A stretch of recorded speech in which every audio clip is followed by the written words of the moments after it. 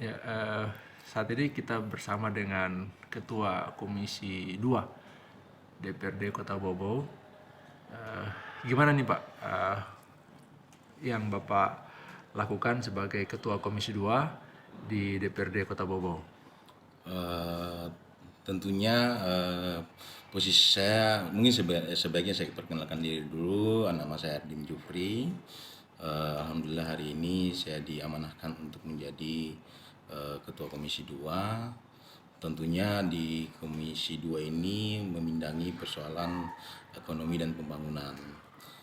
Oleh karena itu, ketika kita bicara ekonomi dan pembangunan, harapan kita sebenarnya terkait masalah APBD Kota Bau-Bau, eh, anggaran APBD itu lebih berpihak kepada masyarakat tentunya. Di mana kita tahu persis bahwa tingkat kemiskinan di Kota Bau-Bau masih cenderung tinggi, sehingga itulah yang kemudian kita coba rubah, eh, bagaimana agar kebijakan anggaran itu lebih pro ke masyarakat miskin. Mungkin itu target-target kami ke depan. Nah ini kan sementara dibahas perubahan APBD. Terkait dengan perubahan APBD itu yang akan lebih mengarah kepada kesejahteraan masyarakat, kira-kira program apa Pak yang akan ditekankan oleh DPRD? Kalau DPRD hari ini sih karena kita tahu persis bahwa anggaran di APBD perubahan itu kan tidak sebesar anggaran di APBD Indo.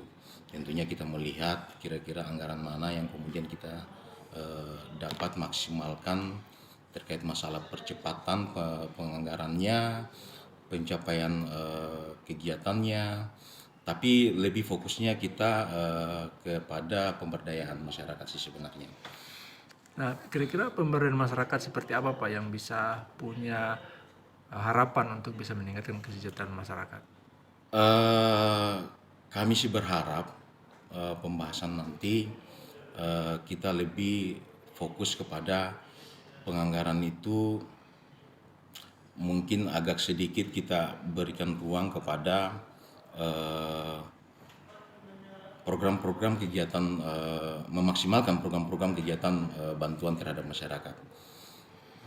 Nah, ini kan eh, kalau menurut Bapak yang rasional angka yang dialokasikan oleh APBD untuk bantuan itu kira-kira berapa miliar Pak?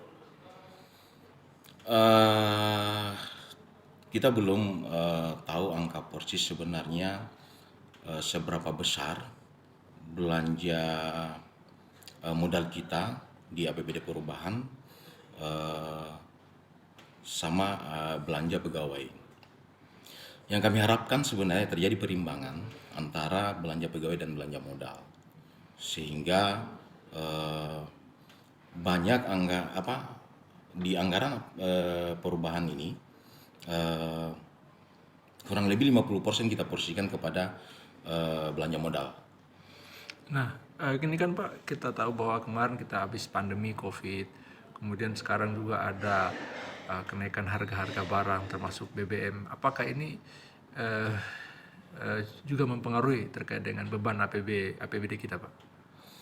Tentunya sudah pasti mempengaruhi, eh, utamanya di belanja modal ya, karena kalau kita bicara belanja pegawai tentunya stat ya, tapi kalau belanja modal dengan kenaikannya harga-harga eh, di lapangan atau di pasar tentunya mempengaruhi belanja modal kita. Nah, tapi fokus kita sebenarnya di anggaran APBD perubahan ini, seperti yang saya katakan tadi, lebih kepada keberpihakan masyarakat, utamanya kayak program-program bantuan terhadap masyarakat, apalagi di daerah pesisir. Iya. Nah, sebagai anggota Dewan Incumbent Pak untuk menuju tahun 2024, kira-kira apa yang Bapak mau sampaikan kepada masyarakat Kota Bobau? Kalau saya sih, kalau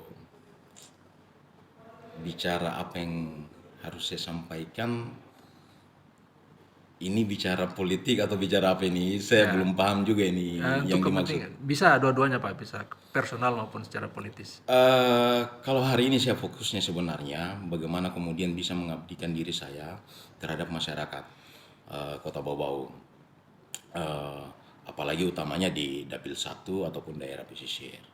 Yang mana hari ini kita tahu persis bahwa daerah pesisir ini merupakan penyumbang terbesar selain masyarakat kita di daerah pinggiran. Sebagai penyumbang terbesar masyarakat miskin Kota Bau-Bau. Oleh karena itu seperti dari awal saya sampaikan bahwa fokus kita di setiap penganggaran selalu kita fokusnya di daerah pesisir. Oke, makasih banyak Pak.